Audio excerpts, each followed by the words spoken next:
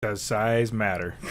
Size matter, people. Right. We're gonna get down to the nitty gritty and understand if size matters. What the heck are we talking about? I know everybody's on their edge of their seats. What Right. are we talking about? Most candidates are looking for the Googles, the Facebooks, the Apples, but reality sets in and not everybody's going to get those jobs. So what is your comfort level? What are you willing to accept?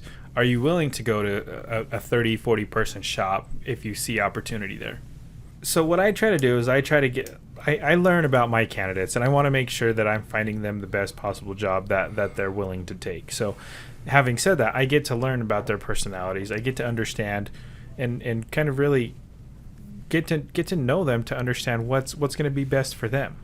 I'm not going to just put you in a job just for the sake of putting you in a job. I'm going to make sure that I find something that you're going to be comfortable with and something you can see yourself there for the next couple of years. Mm-hmm.